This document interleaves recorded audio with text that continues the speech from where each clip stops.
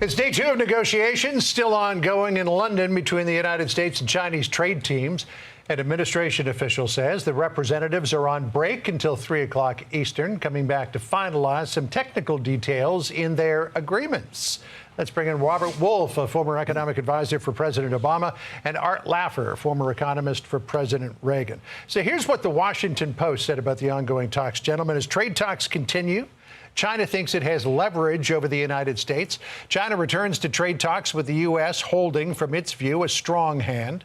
Its economy is bearing up better than expected, and it has an ace card, rare earths. So, Robert, how do you think this is going to wind up? I mean, no question, we are China's biggest export marker, but they too have some pretty high cards with these rare earth minerals. Yeah, listen, I wouldn't say either side holds any great cards. I think that we need each other. We're each other's best and worst ally and adversary at the same time. We need them for, like today's headline news, samarium, for things like fighter jets and missiles. They need us for high-end chips for technology. What was interesting, John, is last month, China's exports went down 34%. But they actually, with the U.S., but they went up for the month because of trade they did with Southeast Asia as well as Pan-Europe. And so that is supposedly the card that's better for them. I actually think that they need the U.S., we need them, and I'm glad that they're having their second days of talks, and it's been quote-unquote fruitful. I mean, obviously, Art, a trade deal between the United States and China would be beneficial to both countries. But there's also this idea that Scott Bessent, the Treasury Secretary, talks about, and that is fundamentally reforming China's economy from a pure export economy to one where they also import goods and it becomes more of a consumer economy. Can they make that transition? I think Robert Wolf and Scott Bessent are both correct.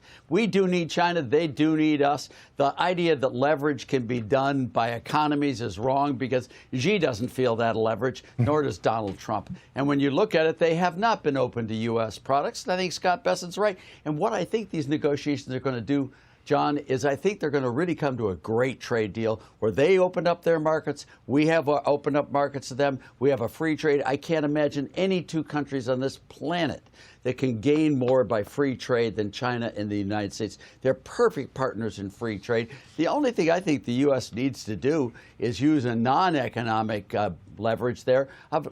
Keep your hands off Taiwan. Just leave that alone and let's just go back to trade and do it that way and be at peace. That's what I think they're really trying to get.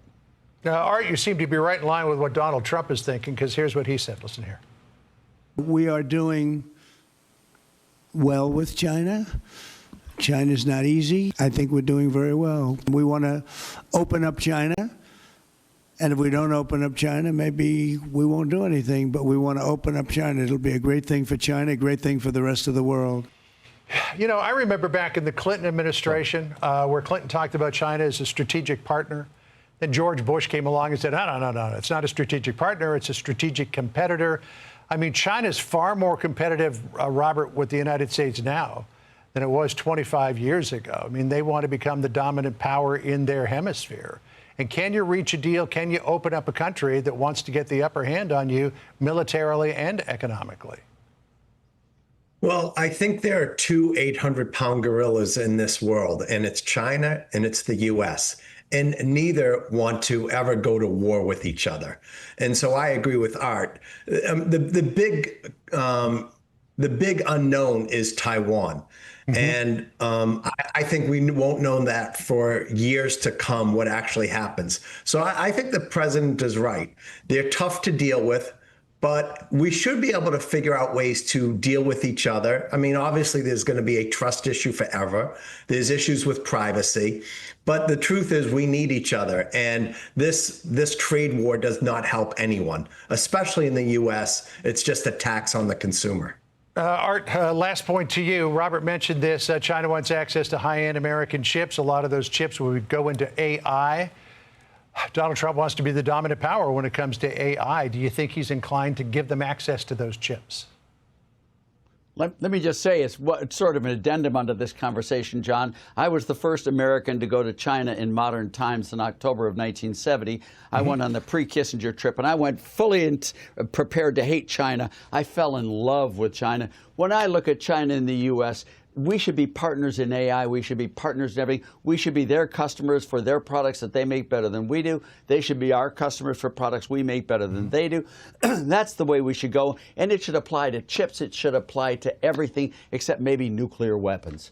But I think a lot of the non-economic ones like Taiwan, Taiwan's a real big issue. We do not want China at war with Taiwan. It ruins the whole party. It just is a dead loser to begin with. Just keep your hands off Taiwan and let's get rich together. And I think that's what China and the United States need.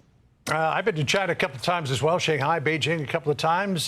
Just make sure to take a burner phone and don't say anything in your hotel room that you don't want the world to know about. Thank you, gentlemen. Appreciate it.